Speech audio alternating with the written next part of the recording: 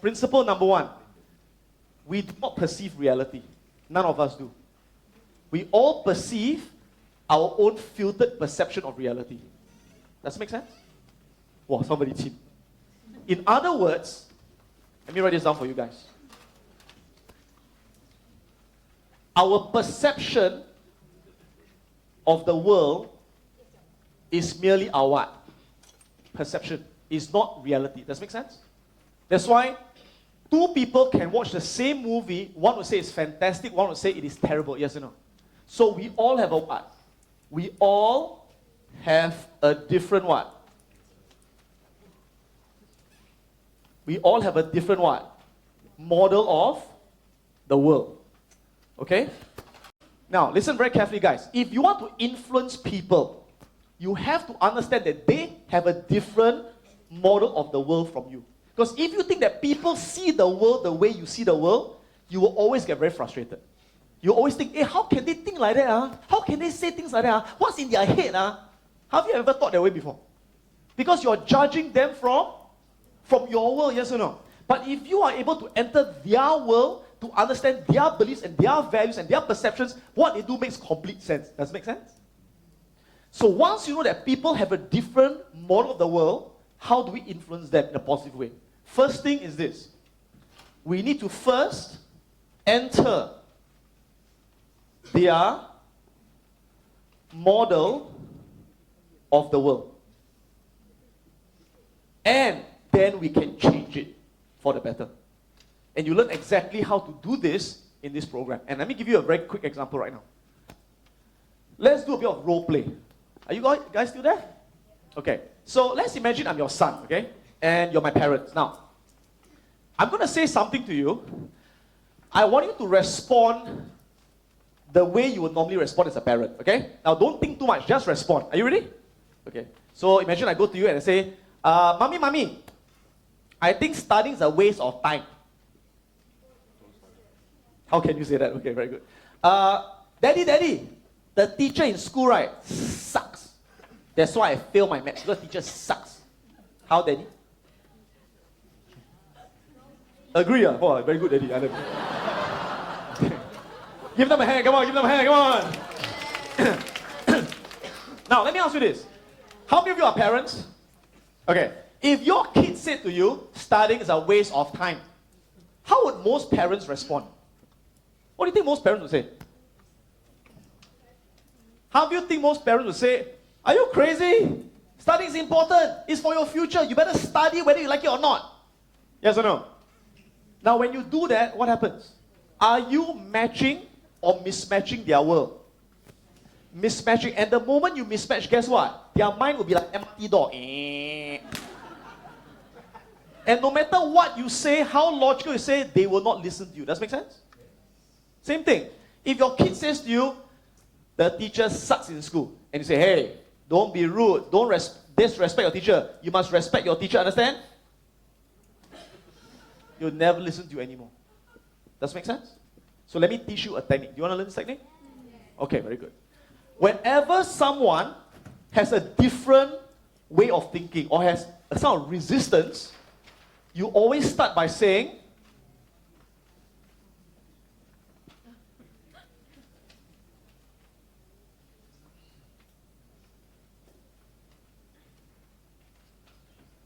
I agree, I understand, and I appreciate it. So for example, see, I also train kids once in a while.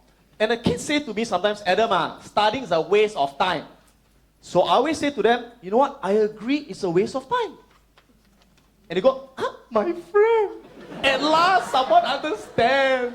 And the MRT door, That's how you build a connect. Make sense? Now, what if you don't agree? Do you lie? Don't lie lah.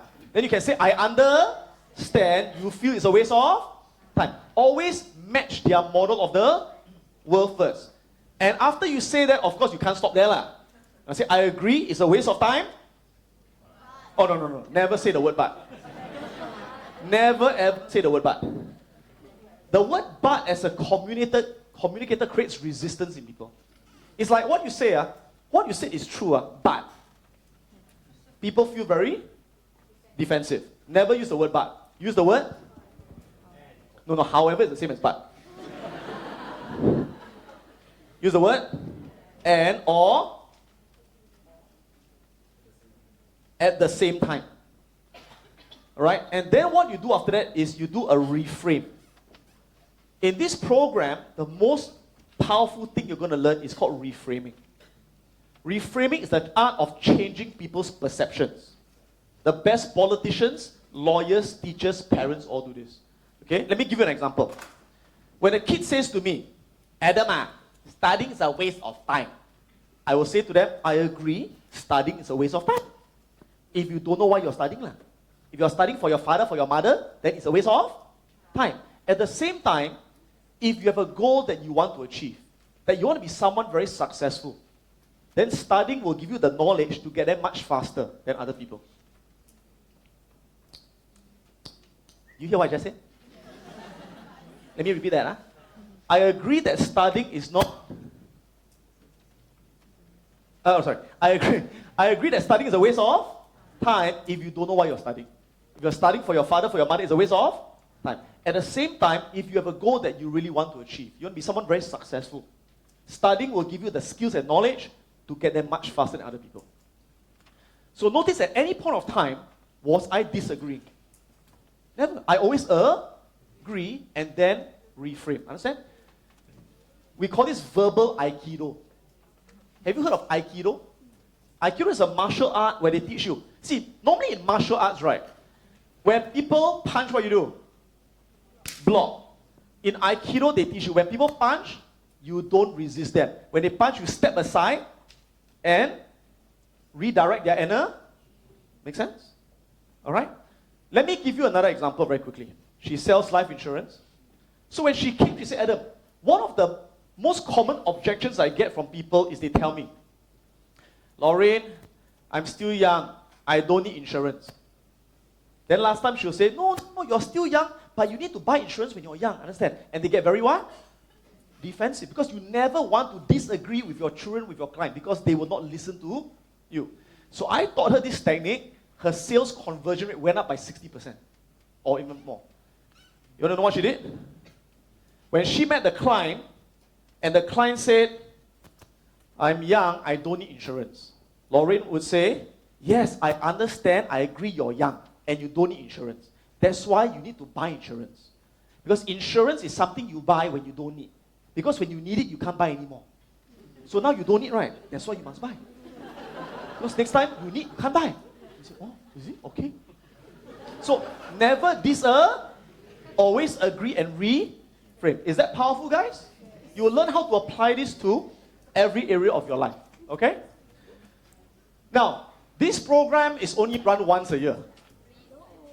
Only run once a year, and it's an international program, so we are having people from all around the world coming.